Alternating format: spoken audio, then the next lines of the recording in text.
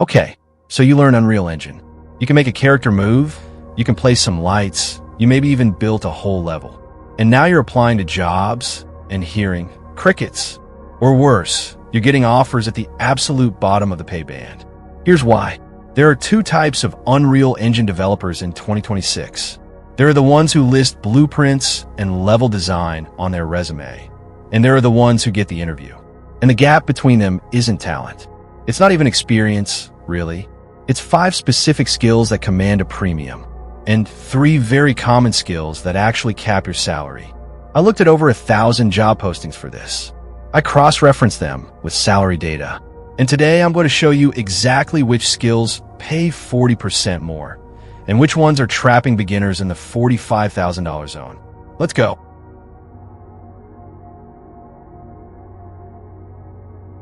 Before we get into the list, I need to explain how I got these numbers, because I don't want you to just trust me. I want you to see the pattern. I took those same 1,200 job postings from the salary video. I filtered them by required skills. Then I looked at the salary band for each skill, and what I found was this. The base salary for a generalist UE5 developer, someone who just says, I know Unreal Engine, is about $62,000 a year on average. But when a posting specifically asked for C++, the average jumped to $91,000. When it asked for virtual production experience, $96,000. When it wanted multiplayer networking, $88,000. That's not a coincidence. That's the market telling you exactly what it values. And the beautiful thing is you can choose which skills to learn. You're not born with them. You just have to pick the right ones. So let's start with the big one. Skill number 1.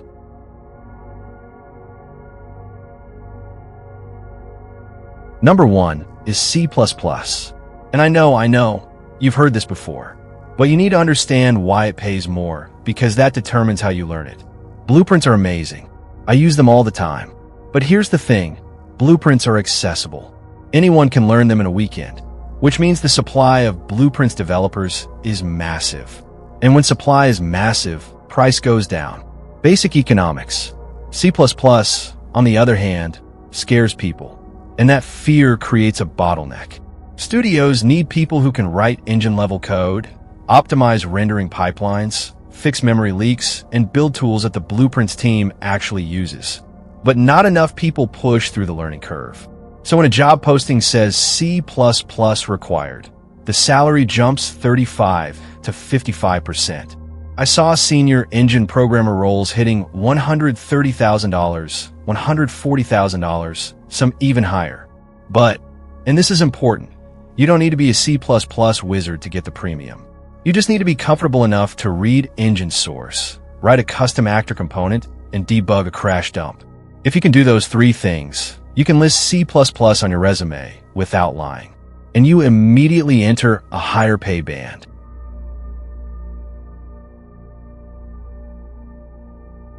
Skill number 2 is virtual production, specifically in-display, live link, and ICVFX. That's in-camera visual effects. Now, if you're coming from a game dev background, you might think virtual production is some side thing. It's not. In 2026, film studios, TV productions, automotive companies, and even live events are building LED volume stages, and they need people who know how to drive them with Unreal. The number of people who deeply understand in-display is tiny, like maybe a few thousand worldwide, and the number of studios trying to hire them, massive. I saw AGBO, the Russo brothers company, the Avengers guys, actively hiring UE5 previs and virtual production artists. And they're not the only ones. The salary premium here is insane. Virtual production, TDs, and operators are pulling $90,000 to $110,000, sometimes on contract day rates that work out to even more. And a lot of these roles don't require 10 years of experience. They require specific experience. If you've set up a multi-camera in-display cluster even once, you're ahead of 90% of applicants. So if you want the fastest path to a 6-figure UE5 salary that isn't traditional game programming, virtual production is it.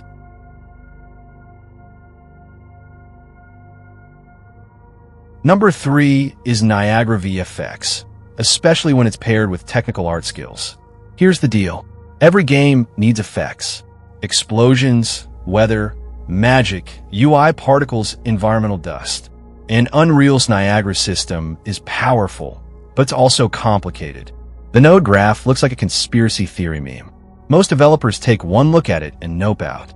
But if you can build performant, scalable VFX in Niagara, you are instantly valuable. Because art teams can't optimize their own effects for frame rate. And programming teams don't know how to make things look good. You become the bridge. Technical artists with Niagara skills are averaging $85,000 to $105,000. And the freelance rate for VFX work is wild. I've seen Niagara artists bill $75 to $100 an hour for contract work on indie games. The best part? You don't need to be a programmer. You need to understand the logic of the system. Yes, but it's more about problem solving than writing code. If you have an art brain, but you like systems, this is your golden ticket.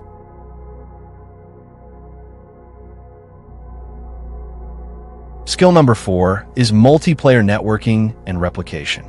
And this one is painful to learn, which is exactly why it pays so well.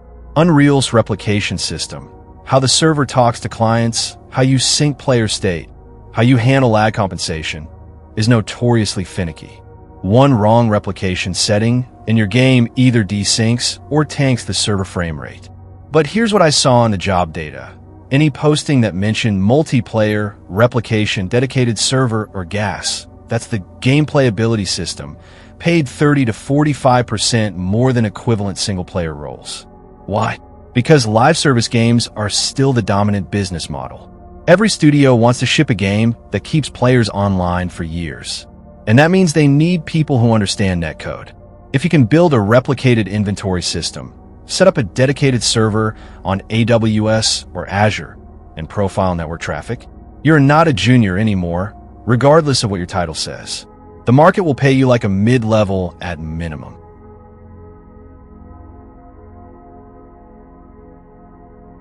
And skill number 5 is optimization.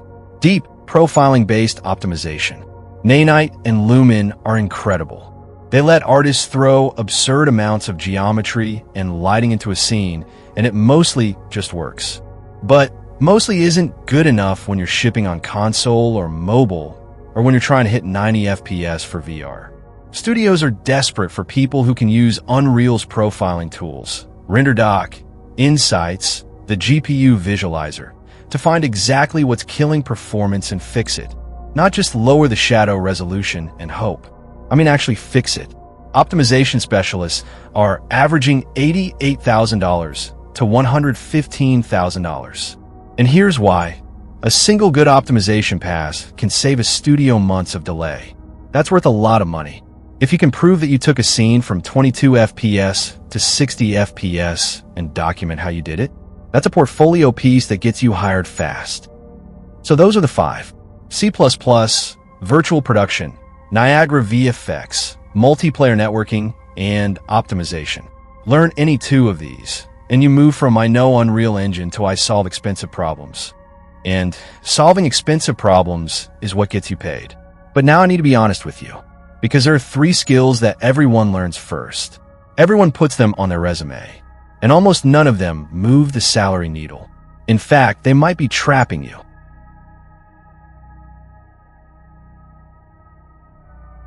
Skill number 1 that doesn't pay, generic blueprints.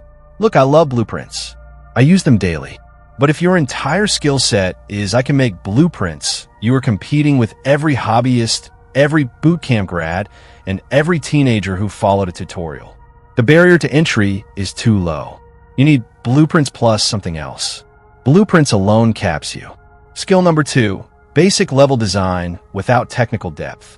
Placing assets, blocking out spaces, making things look pretty, that's valuable, but it's also what every environment artist does. If you don't understand lighting theory, optimization constraints, or gameplay flow metrics, you're an artist, not a technical designer, and the pay reflects that. And skill number 3, the one that hurts the most, is being a generalist. I know, indie devs have to wear every hat. But when you apply to a studio and your resume says, I do programming, art, sound, and marketing, what a hiring manager reads is I don't excel at any one thing. Studios pay premiums for depth, not breadth. They have specialists for a reason. I'm not saying these skills are useless. I'm saying they're table stakes. You need them, but you can't stop there. If you want a 40% bump, you have to go deeper.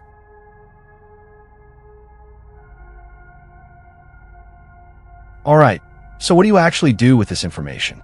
Here's a 30-day roadmap. Days 1 through 10. Pick one skill from the premium list. Just one. C++ if you like logic, Niagara if you like art, multiplayer if you like systems. Do one small project that proves you can use it.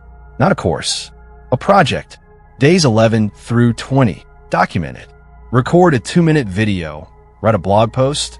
Or, at minimum, take screenshots with before and after data. Make it public. Days 21 through 30. Apply strategically. Find 5 job postings that ask for that exact skill. Customize your resume and portfolio to match the keywords. Send the applications. That's it. 1 month. 1 skill. 5 targeted applications. I guarantee you get better results than spraying 100 generic resumes into the void. Look, the Unreal Engine job market in 2026 is not fair. It's not enough to just know the engine. You have to know the right part of the engine. But the good news? You get to choose. Nobody's stopping you from learning C++ this month, or setting up a virtual production test scene, or building a replicated multiplayer lobby. If this video saved you from spending 6 months learning the wrong thing, hit the like button. And if you want more of this, real salary data, skill breakdowns, and the occasional rant about why game dev hiring makes no sense, subscribe. I post twice a week. Also, I'm dropping a video next week on the exact portfolio structure that got 3 of my viewers hired in the last month. No joke, they sent me DMs with screenshots. If you want that blueprint, the subscribe button is right there. Drop a comment. Which of the 5 premium skills are you learning first? C++, virtual production, Niagara, multiplayer, or optimization? I'm curious where this community is headed. I read every single one. Now stop watching and go build that project. I'll see you in the next one.